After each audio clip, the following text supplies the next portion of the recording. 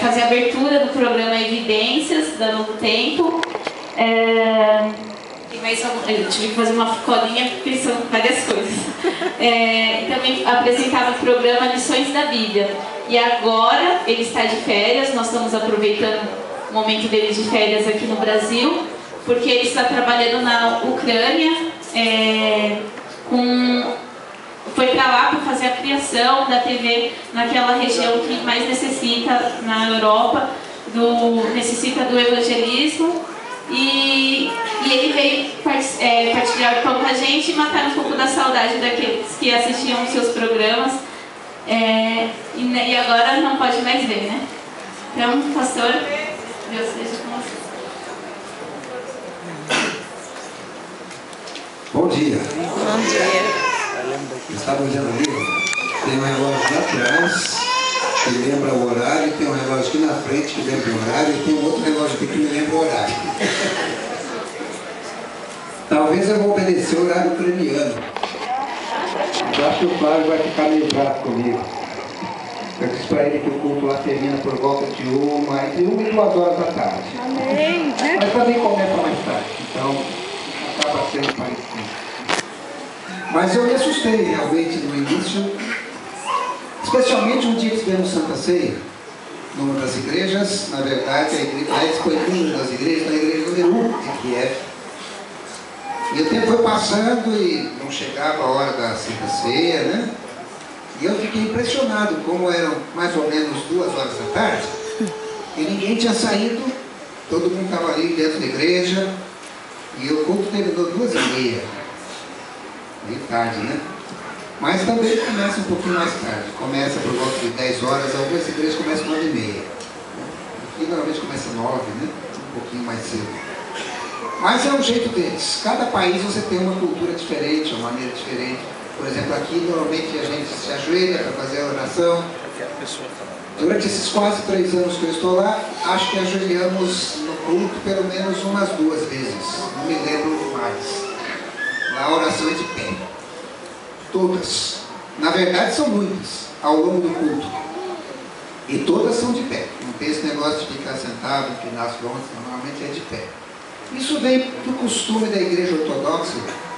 As missas são todas de pé. Normalmente não tem cadeiras para sentar, e as pessoas ficam de pé o tempo todo. Então criou-se uma tradição religiosa de séculos, né? E que a oração, ou vamos dizer assim, a boa oração, seria de pé. Não é uma questão de desrespeito. Só que no Brasil nós temos a tradição de orar de joelhos, de pé. Na verdade, orar você pode conversar com Deus da maneira que você desejar, desde que esteja na presença dele. Em alguns momentos é impossível ajoelhar, né? Jonas não conseguiu ajoelhar na barriga do peixe. Talvez tenha tentado, mas isso não deu. Nós estamos lá na divisão euroasiática. A divisão euroasiática, ela compreende 12 países. O maior deles a Rússia. A gente tem a impressão que a Rússia é um país muito gelado, né? De fato, no inverno é bastante gelado mesmo. A gente pensa que na Sibéria só tem gelo. Mas quando a gente pergunta qual é a maior floresta do mundo, normalmente a gente diz que é a Amazônia. Mas a maior floresta do mundo está na Rússia e fica na Sibéria. Interessante, né? Na verdade, a gente não conhece muito lá de lá e eles não conhecem quase nada de cá. Nós, durante o longo período soviético, né? A gente ficou meio isolado do lado de lá e nós ficamos isolados do lado de cá. A gente só ouvia as coisas ruins que aconteciam do lado de lá e eles ouviam a propaganda contra o Ocidente também, as coisas ruins do lado de cá. Mas eles têm a maior floresta do mundo. Não é uma floresta tropical como a nossa, cheia de animais, etc. É uma floresta com uma variedade grande de pinheiros e outras árvores que eles têm lá. Mas é a maior floresta do mundo. É um país tão grande que você conseguiria colocar 2 Brasis e meio dentro dele. Ou seja, bastante grande. Para você ir de uma ponta da Rússia até a outra, você atravessa 11 horários diferentes. Ou o que eles chamam de time zone, né? Está mudando a hora. No Brasil são 4. Se você começar lá nas ilhas, né? Pelo Noronha, depois ir para dentro, nosso horário. depois no Mato Grosso para frente outro horário, depois lá o Acre sozinho no outro horário. Lá são 11, uma ponta a outra. Numa ponta eles têm como países que fazem fronteira, ou países próximos. Alguns não são conhecidos muita gente, mas está próximo da Polônia, que é mais conhecido, da Alemanha, né? Embora não passe fronteira, mas também próximo. E do outro lado já está próximo aos Estados Unidos e ao Japão. Então é assim, pega praticamente metade do mundo. E lá nós temos a nossa igreja adventista, também organizada. Hoje nós temos lá cerca de 45 mil membros na Rússia. Não é o país que tem maior número de adventistas na nossa divisão. O maior número de adventistas está na Ucrânia. São cerca de 55 mil adventistas na Ucrânia. É um país onde tem um pouco mais de liberdade religiosa e por isso a igreja cresceu um pouco mais. Quando houve a abertura do período soviético, em 1991, diversos pregadores estiveram ali pregando e levando a mensagem do povo. Eles queriam saber mais a respeito da Bíblia. E agora, praticamente 20 anos se passaram. Ali também chegou o secularismo, as pessoas não estão muito preocupadas mais com religião. Mas na Ucrânia nós temos cerca de 70%, quase 80% de cristãos. A maioria deles ortodoxos. São 3 igrejas ortodoxas praticamente ali naquela região. Tem a ortodoxa ucraniana, a ortodoxa russa e a ortodoxa grega. É interessante como a igreja ortodoxa está presente ali já desde praticamente 1 milênio atrás. Na verdade, em Kiev, a igreja de Santa Sofia é uma das igrejas mais antigas daquele país, tem cerca de 1000 anos, ou seja, muito antiga. Diz a história que havia ali um rei, um imperador, e esse rei descobriu que as pessoas que eram religiosas parece que eram pessoas mais abençoadas. Eles tinham mais conhecimento, eram mais organizados, parece que tinham um pouco mais de dinheiro. E ele falou assim: esse negócio de religião acho que é bom para o povo. Vamos escolher uma região para o nosso povo. E ele mandou assim uns emissários para pesquisar algumas religiões. E eles voltaram.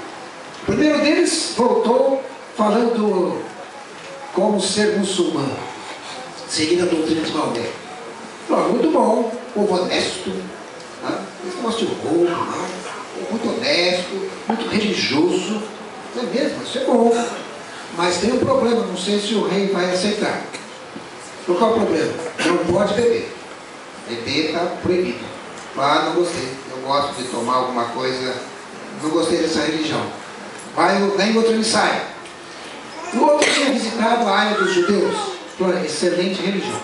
Povo religioso, povo bom. Assim, é quase uma família. Sabe? Tradição, um negócio impressionante. Tem um dia de repouso para o pessoal descansar.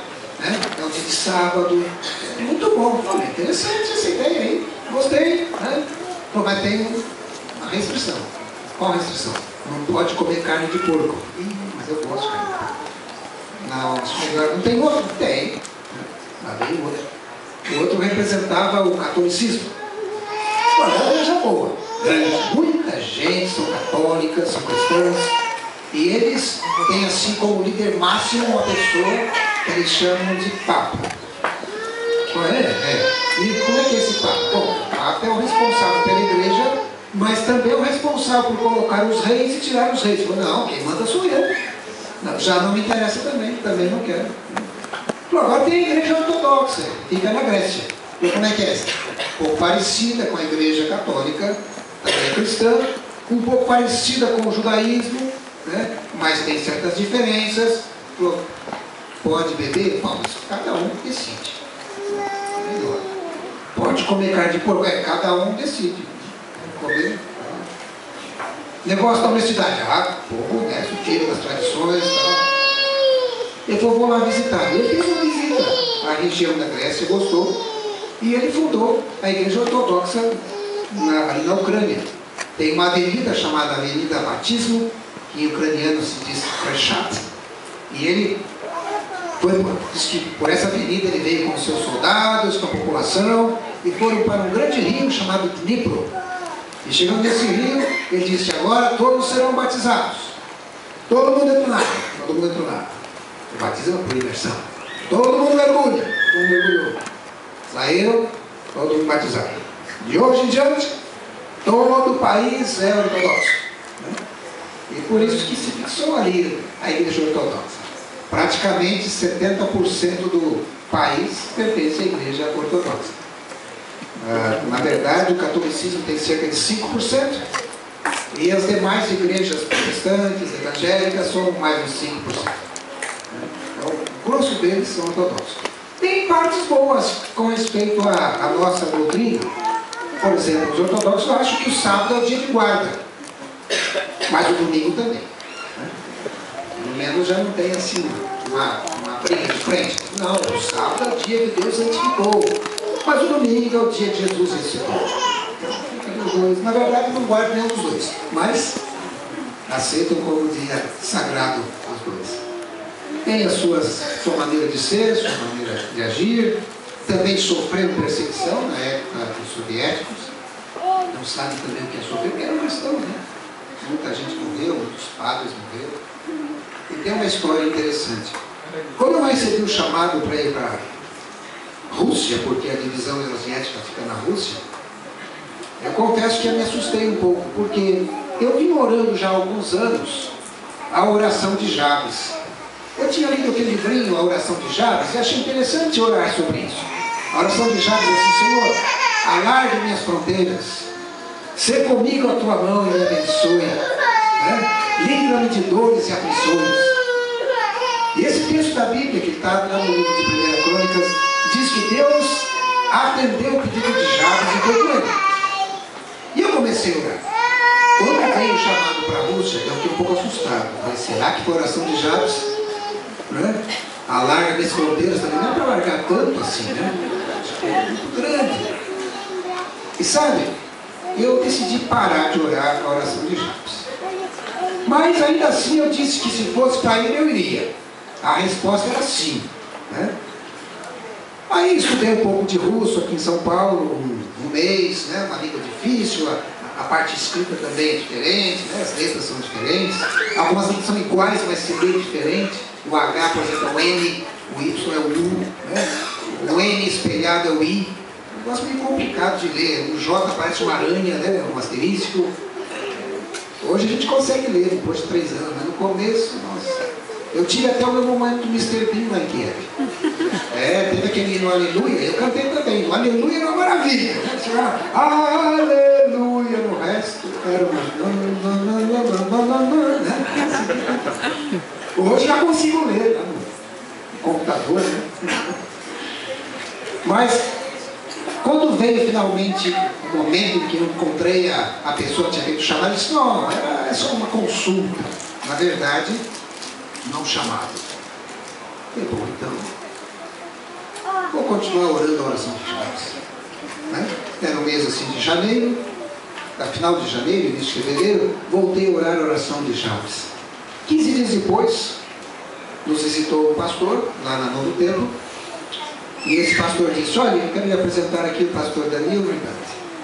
Muito prazer. Então, vocês podem conversar agora. E ele disse, olha, eu sou pastor lá na Rússia e vim para reafirmar o chamado. Meu pai, foi a oração de Jabes. Não sei se foi.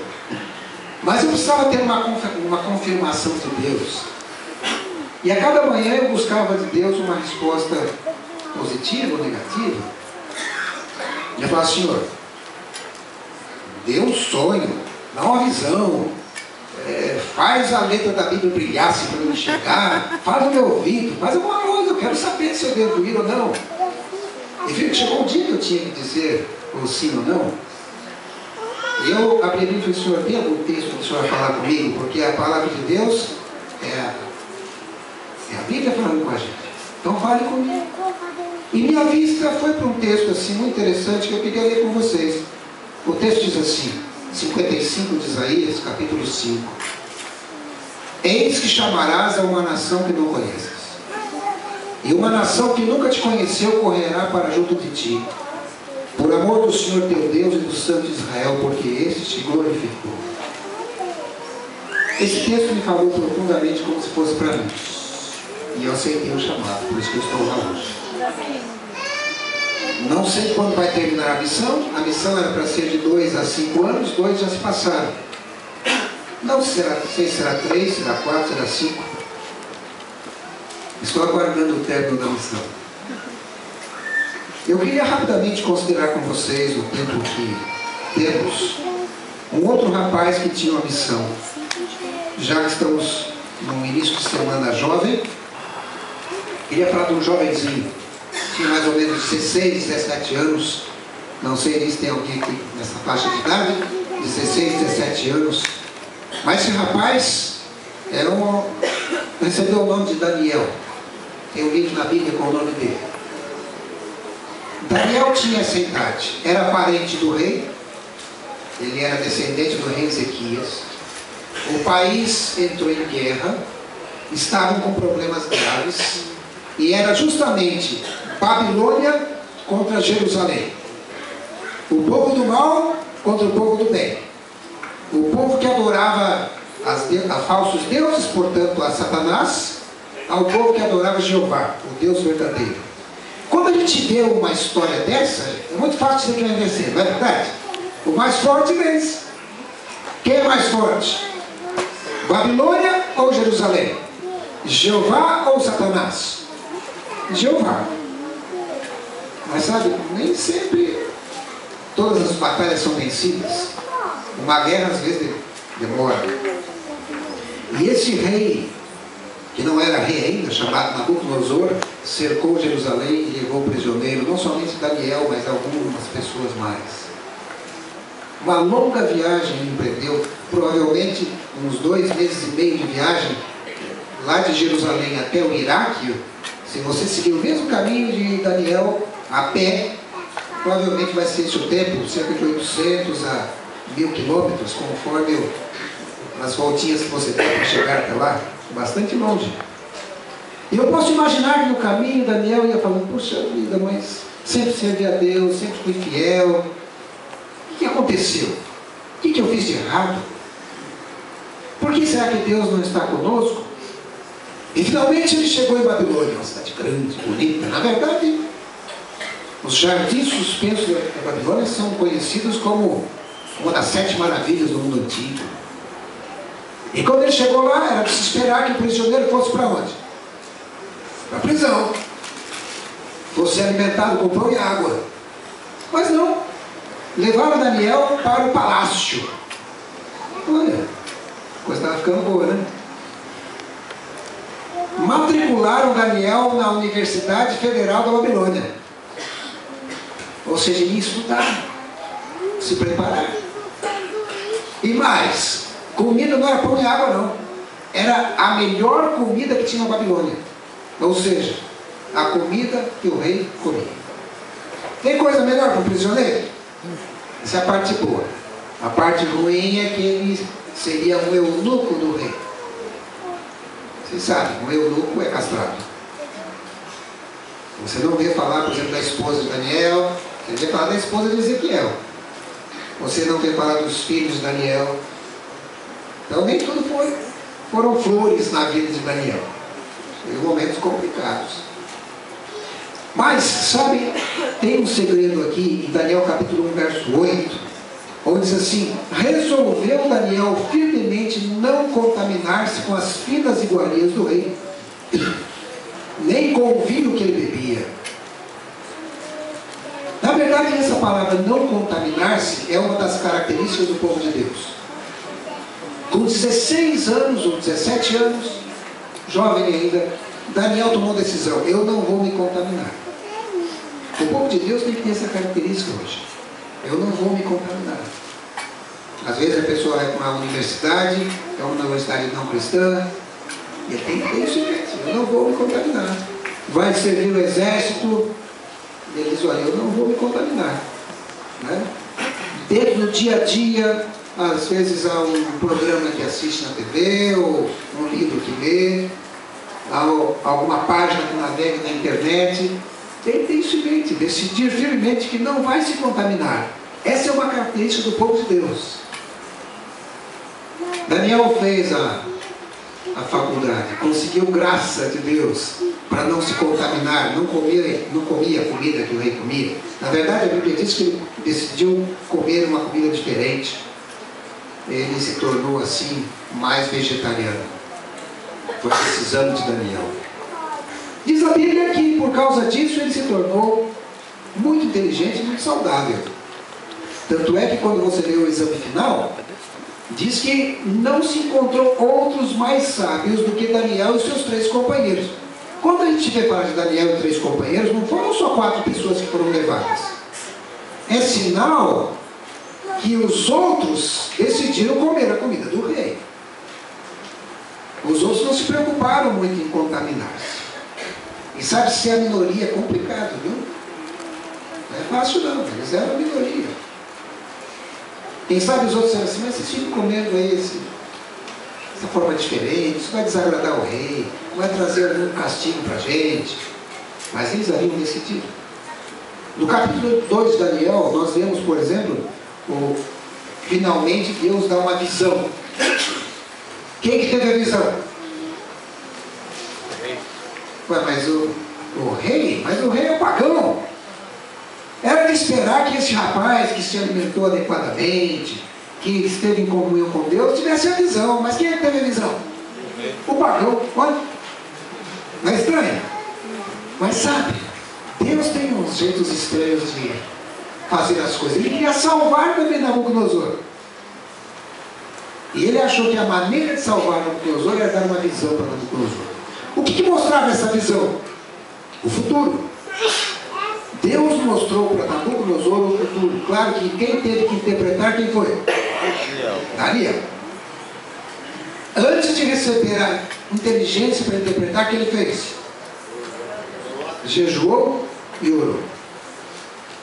E aí recebeu o poder para interpretar o sonho do rei. Esse sonho mostrava o que aconteceu no futuro. Para nós hoje mostra o que aconteceu no passado. Não é verdade? O sonho termina nos pés da estátua, quando se divide os países que temos hoje em dia. Isso aconteceu no ano 476 depois de Cristo. E desde lá estamos aguardando a última parte do sonho, que é a volta de Jesus, simbolizado por uma grande pedra que lançaram e tudo mais. A gente olha para trás e vê como tudo se cumpriu à risca. E a gente está confiante que logo vai se cumprir a parte final do sonho. Amém. Porque tudo se cumpriu certinho. No capítulo 3 de Daniel, você tem uma experiência bem complicada. Os companheiros dele são submetidos a um teste. E eles têm que adorar um Deus errado. Uma estátua. E uma coisa interessante, que dá a entender que o rei de Israel estava lá, o rei de Judá. E se ele estava lá nessa ocasião, é provável que ele ajoelhou, porque só diz que só os 3 companheiros ficaram de pé. Agora imagine o rei ajoelhado, e alguém falou assim, rei, o Ananias, o Misael e o Azarias não estão ajoelhados. E o rei deve ter olhado e falou assim, Ananias, Misael, Azarias, baixa. Rapaz, eu também não acredito nisso não, é só uma estátua. É só para não complicar a gente. Entendeu? Ajoelha aí, faz de conta. Né? Você acha que eu acredito? Claro que não. Mas vai complicar esse segundo de pé aí. Faz os 3 de pé. O rei também se surpreendeu. E ele falou assim, acho que eles não escutaram direito, muita gente. Ele falou, vou dar mais uma chance para vocês. E ele disse, não adianta não.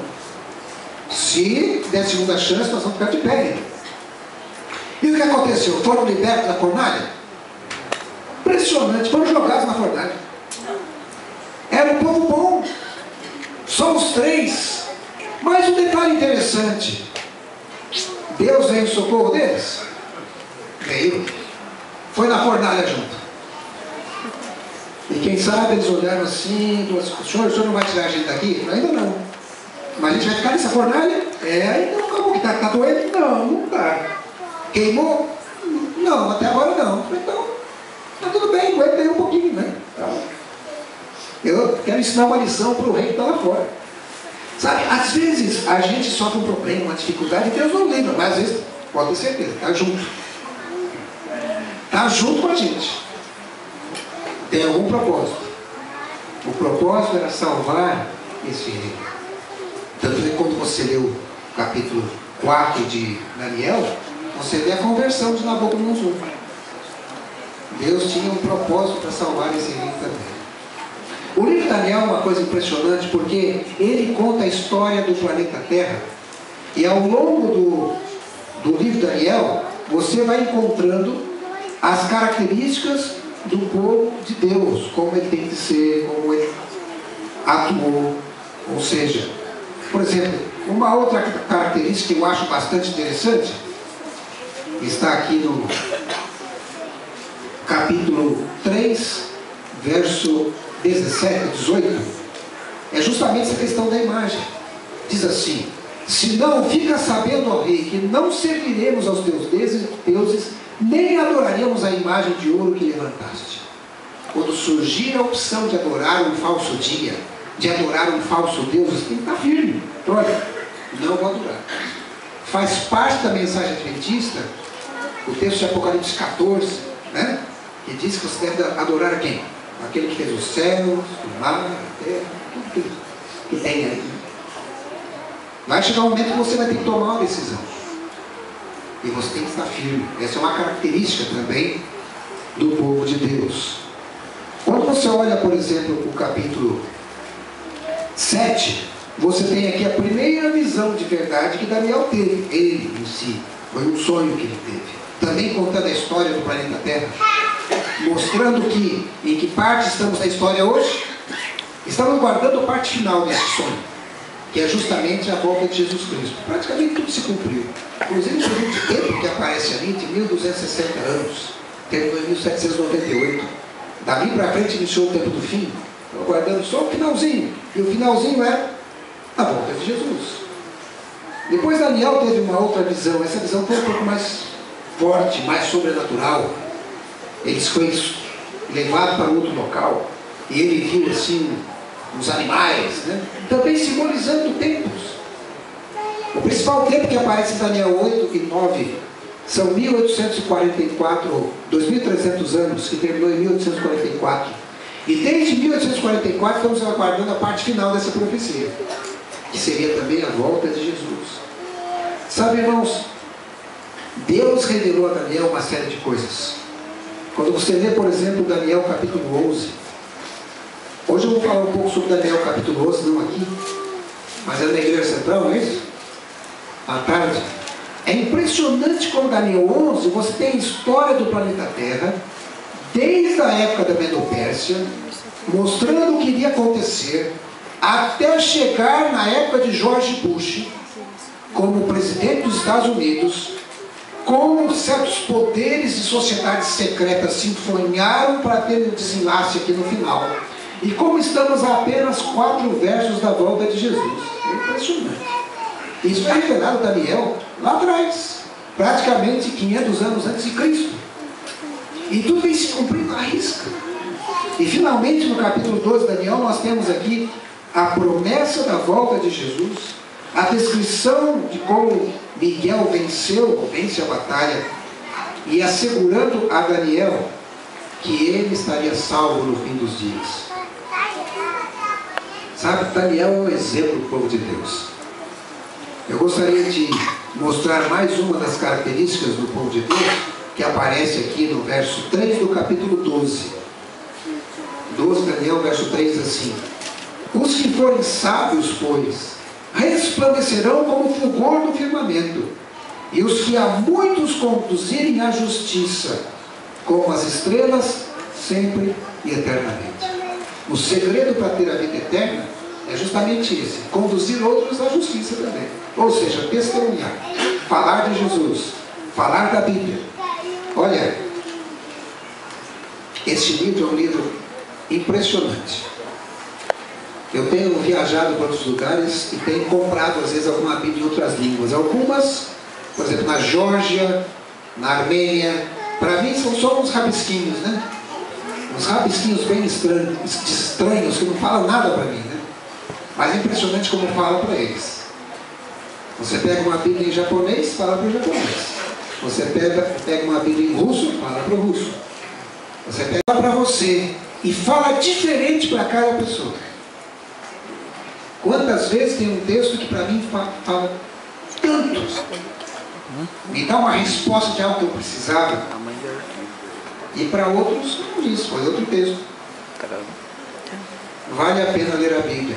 Eu vou sugerir, existe essa sugestão de ler um capítulo por dia, mas se você não conseguir ler um capítulo por dia, leia um verso por dia. Já pelo menos comece com um, né?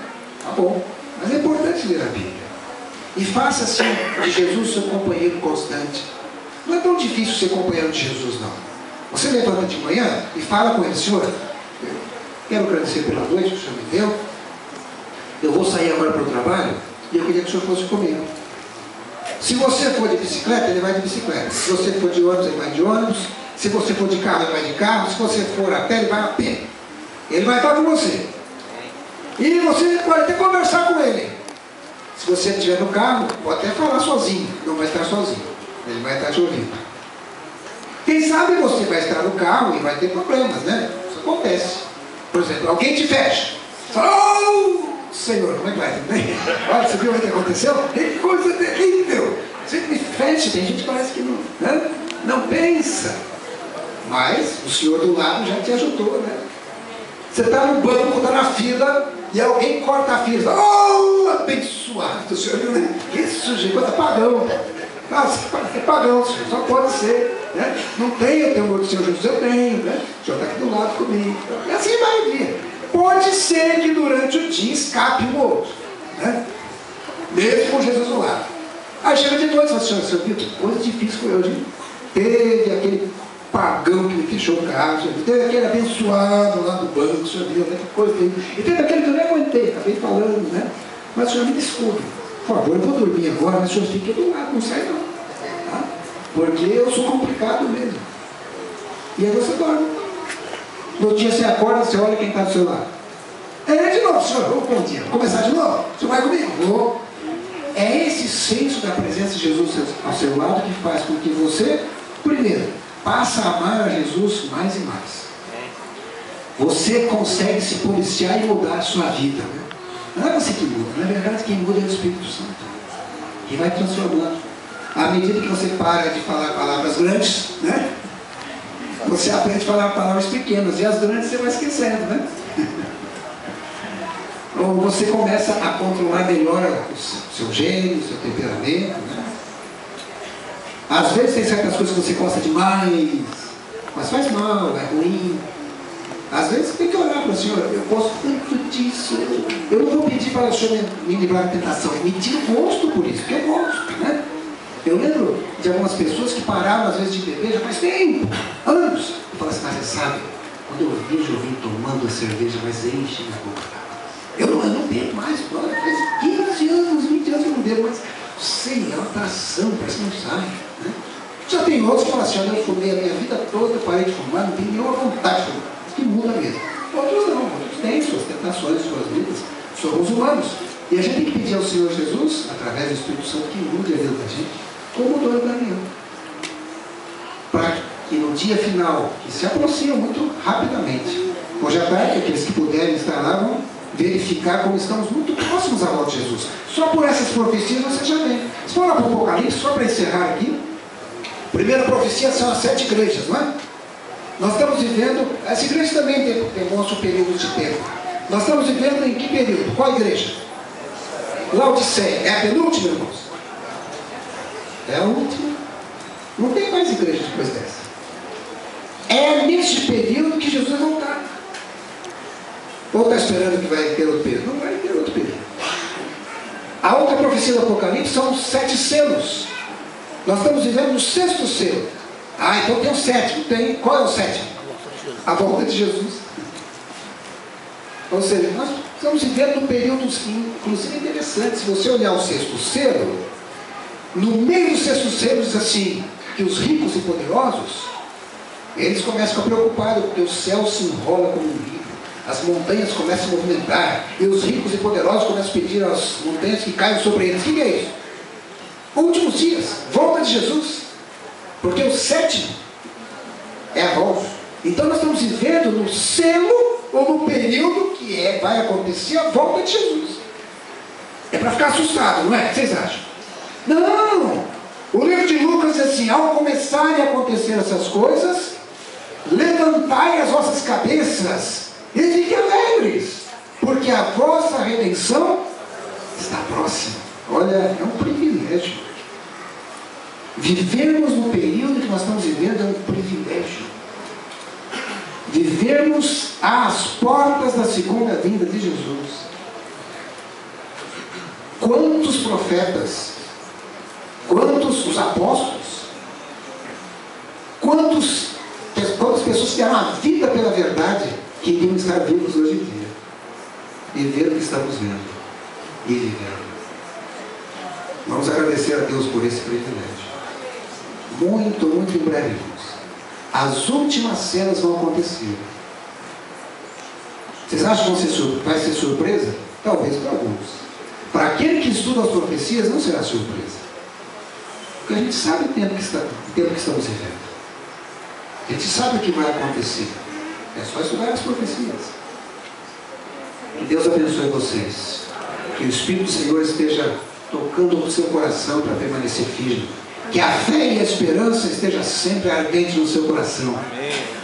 E eu termino dizendo aquela frase: Maranata. O Senhor logo vem.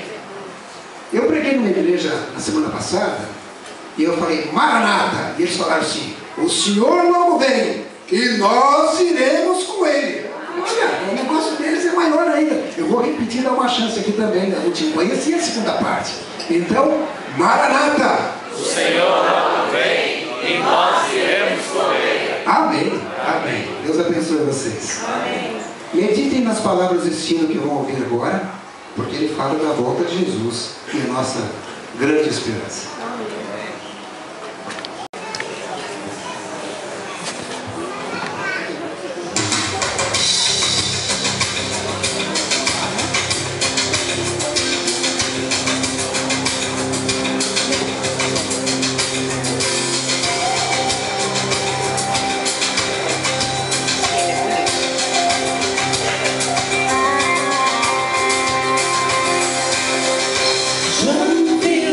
Descer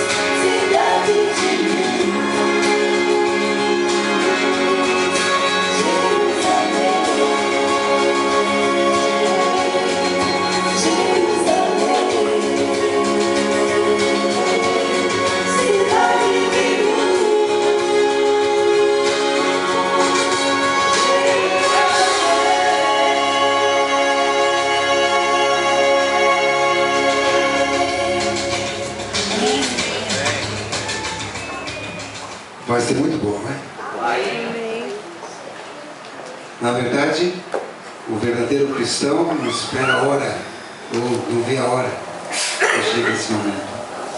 Vamos falar com Deus? Vamos ficar de pé.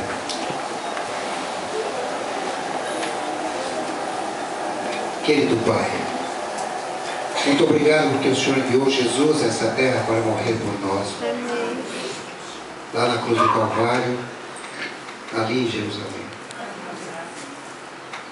Muito obrigado, Jesus, porque o Senhor aceitou vir a essa terra, andar por esses caminhos empoeirados, comer o que comemos, viver da maneira que vivemos e morrer da maneira que nós deveríamos morrer. E é confiando, Senhor, nos méritos da cruz, que eu ouso te pedir, Senhor, que perdoe os pecados de cada pessoa que veio aqui nessa manhã. Purifique o coração, renove a mente, torna-nos novas pessoas. E como não conseguimos caminhar sozinhos, eu te peço, Senhor, que coloque sobre nós o Espírito Santo, que Ele nos guie, que Ele nos dirija, que Ele nos ensine, nos dê sabedoria para vivermos a vida que o Senhor gostaria que vivêssemos enquanto estivermos aqui na terra. Louvamos o Teu nome, Senhor, porque o Senhor deixou na Bíblia Sagrada a história deste planeta, passado, o presente e o futuro glorioso que tem para cada um de nós. Eu te peço, Senhor, que não deixe nenhum de nós perdidos, mas mantenha os nossos nomes escritos no livro da vida do Cordeiro, e que no dia glorioso da Tua vida possamos olhar para o Teu rosto e que possamos dizer: ah, esse é o Senhor que está nos aguardando. E que os nossos ouvidos possam estar abertos para ouvir a Tua voz dizendo: vinde, benditos de meu Pai, possui tua herança, este lar que eu preparei para vocês já há muito e muito tempo atrás. Nós vamos sair agora, Senhor, te pedimos que esteja ao nosso lado, que os teus anjos não nos abandonem, que a tua bênção esteja conosco não somente hoje, mas durante todo esse período que aqui vivemos ainda. Nos livre do mal e da tentação de Satanás. Nos coloque no caminho do bem, ao teu lado e no céu. Muito obrigado, Senhor. Muito obrigado, Jesus. Louvado mais uma vez seja o teu nome. Em nome de Jesus te pedimos. Amém.